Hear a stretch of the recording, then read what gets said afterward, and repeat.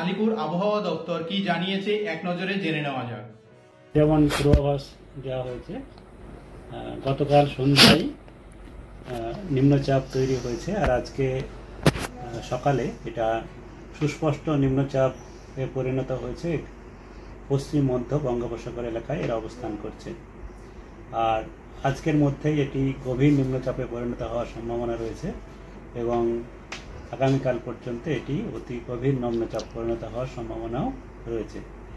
এর অভিমুখ থাকবে, এটি ক্রমশ উত্তর পশ্চিম দিকে অগ্রসর হবে এবং উড়িষ্যা উপকূলের দিকে অগ্রসর হয়ে উড়িষ্যা অন্ধ্রপ্রদেশ উপকূলভাগ অতিক্রম করার সম্ভাবনা রয়েছে 3 তারিখ সকাল নাগাদ। এর প্রভাবে আমাদের পশ্চিমবঙ্গের বিভিন্ন জেলাতেই বৃষ্টিপাতের সতর্কতা এবং কিছু কিছু জেলায় এবং দমকা হওয়ারও সতর্কতা রয়েছে। মূলত আমাদের প্রথমে সবথেকে বড় যেটা সতর্কতা সেটা হচ্ছে আমাদের মৎস্যজীবীদের জন্য আগে থেকেই বলা হয়েছে আজকে থেকে 3 তারিখ পর্যন্ত সমুদ্রে যেতে মানা, কারণ আমাদের উত্তর বঙ্গোপসাগর এবং মধ্য বঙ্গোপসাগর তার সঙ্গে সঙ্গে আমাদের উড়িষ্যা এবং পশ্চিমবঙ্গ উপকূল অঞ্চলেও দমকা হাওয়া 40 থেকে 50 সর্বোচ্চ 60 কিলোমিটার আওয়ার পর্যন্ত যেতে পারে। তো এর প্রভাবে এবং বৃষ্টিপাতও হবে, তার জন্যে মৎস্যজীবীদের সমুদ্রে যেতে মানা করা হয়েছে। আর আমাদের স্থলভাগের জন্যে যে সতর্কতা বা পূর্বাভাস আমাদের দেওয়া রয়েছে তাতে আগামী 3 দিন পর্যন্ত দক্ষিণবঙ্গের সমস্ত জেলাতেই হালকা থেকে মাঝারি বৃষ্টিপাত প্রায় সব জায়গাতেই হওয়ার সম্ভাবনা রয়েছে। তার সঙ্গে সঙ্গে ভারী থেকে অতি ভারী বৃষ্টিপাতেরও সতর্কতা রয়েছে।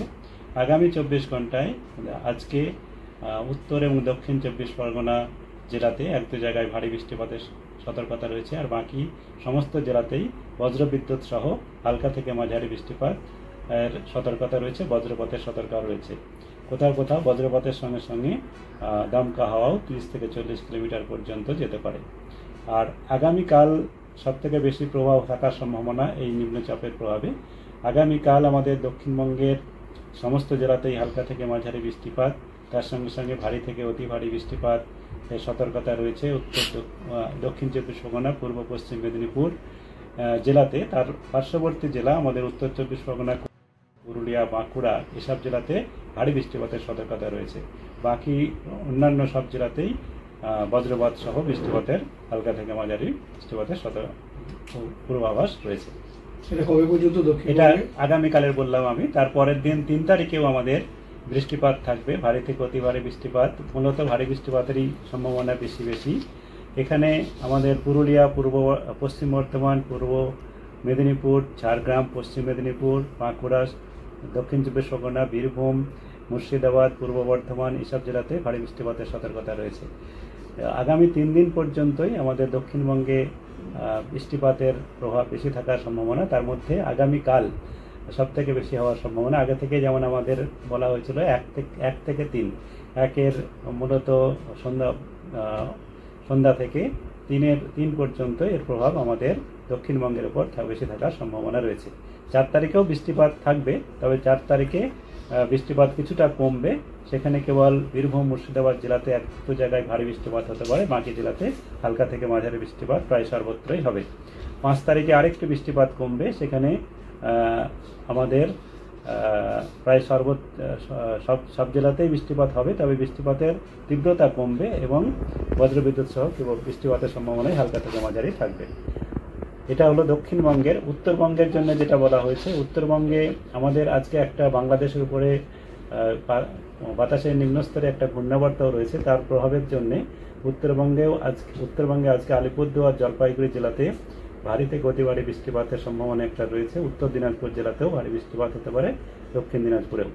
আর বাকি সমস্ত জেলাতে হালকা থেকে মাঝারি বৃষ্টিপাত, বজ্রবিদ্যুৎ সহ সম্ভাবনা রয়েছে। দমকা হাওয়াও 40 থেকে 50 কিলোমিটার পর্যন্ত যেতে পারে। আর উত্তরবঙ্গে কালকে অতি ভারী বৃষ্টিপাতের সম্ভাবনা তেমন নেই, তবে ভারী বৃষ্টিপাতের সম্ভাবনা মূলত আমাদের উপরের 5টা জেলা দার্জিলিং, কালিম্পং, জলপাইগুড়ি, আলিপুরদুয়ার, কোচবিহার। তবে উত্তরবঙ্গে 3 তারিখ আর 4 তারিখ বৃষ্টিপাতের পরিমাণ আরও বাড়ার সম্ভাবনা আছে, তীব্রতা বাড়তে পারে। সেখানে ভারী থেকে জলপাইগুড়ি, আলিপুরদুয়ার, কোচবিহার, তার সঙ্গে নর্থ দিনাজপুর জেলাতে হওয়ার সম্ভাবনা রয়েছে। আর মালদা, সাউথ দিনাজপুর জেলাতে ভারী বৃষ্টিপাতের সতর্কতা রয়েছে। 5 তারিখে বৃষ্টিপাত কিছুটা কমবে, কেবল ভারী বৃষ্টিপাতের সতর্কতা রয়েছে উপরের 5টা জেলায়, তার সঙ্গে উত্তর দিনাজপুর। 6 তারিখে আরও বৃষ্টিপাত কমে যাবে। তো উত্তরবঙ্গে আরও 1-2 দিন প্রভাব একটু দেরিতে শুরু হবে প্রভাবটা, তবে হালকা থেকে মাঝারি বৃষ্টিপাত বা 1-2 জায়গায় ভারী বৃষ্টিপাত। উত্তরবঙ্গেতে ভারী বৃষ্টিপাতের এমনিতে প্রবণতাই থাকে বেশি, তার জন্য আজকে থেকেই থাকবে। তবে উত্তরবঙ্গে বেশি প্রভাব থাকবে 3 আর 4 আর 2-এ ভারী বৃষ্টিপাতের থাকছে। তবে ভারী বৃষ্টিপাতের যেটা আমি বললাম যে আজকে থেকেই রয়েছে। কলকাতা তার পার্শ্ববর্তী অঞ্চলের জন্য যেটা আমাদের বলা হয়েছে, কলকাতাতে আজকে বেশ কয়েক পশলা হালকা থেকে মাঝারি বৃষ্টিপাত, বজ্রবিদ্যুৎ সহ মাঝে মধ্যে হওয়ার সম্ভাবনা থাকছে। কালকে বৃষ্টিপাতের তীব্রতা বাড়ার সম্ভাবনা রয়েছে। আগামীকাল কলকাতাতে কয়েক পশলা হালকা থেকে মাঝারি এবং 2-1 পশলা তীব্র বৃষ্টিপাত এবং 24 ঘন্টায় ভারী বৃষ্টিপাত পর্যন্ত যাওয়ার সম্ভাবনা রয়েছে কলকাতাতে। তো কলকাতাতে আমাদের আজকে থেকেই এবং 3 তারিখ পর্যন্তই বৃষ্টিপাতের হালকা বেশ কয়েক পশলা বৃষ্টিপাতের সম্ভাবনা থাকছে। 4 তারিখে বৃষ্টিপাতের পরিমাণ কমবে, তবে 1-2 পশলা 4 এবং 5 1-2 পশলা বৃষ্টি বজ্রবিদ্যুৎ সহ হওয়ার সম্ভাবনা থাকছে। এই আবহাওয়ার কারণে আমরা কতগুলো সতর্কতা বা অ্যাডভাইজারি উপদেশ দেওয়া রয়েছে, যেগুলো যেখানে বলা হয়েছে আপনার আমাদের বিশেষ করে এই পুজোর সময়